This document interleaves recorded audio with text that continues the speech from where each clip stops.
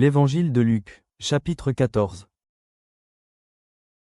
Jésus étant entré, un jour de sabbat, dans la maison de l'un des chefs des pharisiens, pour prendre un repas, les pharisiens l'observaient. Et voici, un homme hydropique était devant lui. Jésus prit la parole et dit aux docteurs de la loi et aux pharisiens, « Est-il permis, ou non, de faire une guérison le jour du sabbat ?»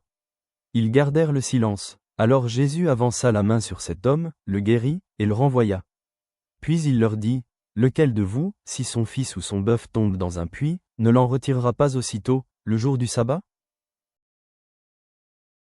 Et ils ne purent rien répondre à cela. Il adressa ensuite une parabole aux conviés, en voyant qu'ils choisissaient les premières places, et il leur dit, « Lorsque tu seras invité par quelqu'un à des noces, ne te mets pas à la première place, de peur qu'il n'y ait parmi les invités une personne plus considérable que toi, et que celui qui vous a invité l'un et l'autre ne vienne te dire, « Cède la place à cette personne-là. » Tu aurais alors la honte d'aller occuper la dernière place. Mais, lorsque tu seras invité, va te mettre à la dernière place, afin que, quand celui qui t'a invité viendra, il te dise, « Mon ami, monte plus haut. » Alors cela te fera honneur devant tous ceux qui seront à table avec toi.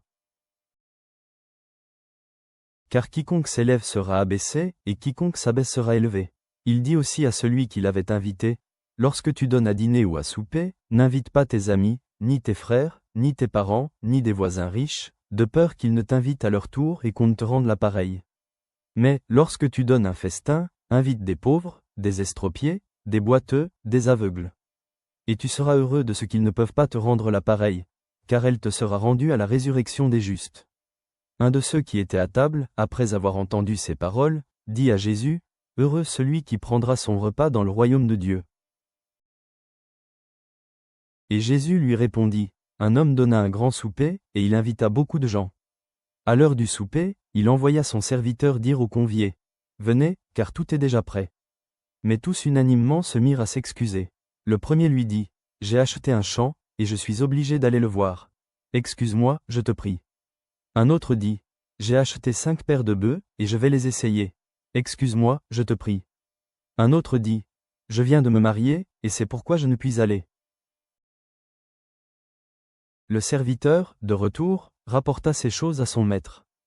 Alors le maître de la maison irrité dit à son serviteur, « Va promptement dans les places et dans les rues de la ville, et amène ici les pauvres, les estropiés, les aveugles et les boiteux. » Le serviteur dit, « Maître, ce que tu as ordonné a été fait, et il y a encore de la place. » Et le maître dit au serviteur, « Va dans les chemins et le long des haies, et ceux que tu trouveras, contrains-les d'entrer, afin que ma maison soit remplie.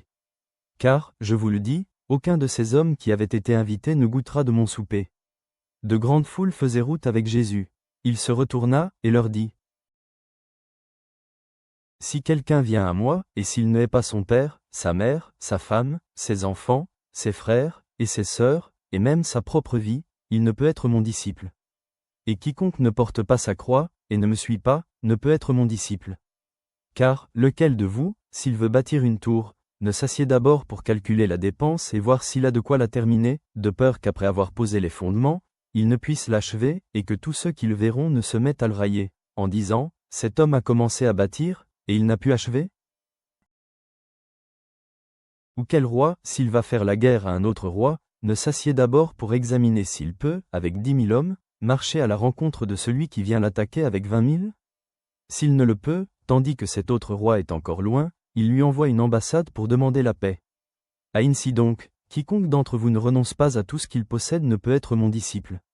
Le sel est une bonne chose, mais si le sel perd sa saveur, avec quoi l'assaisonnera-t-on ?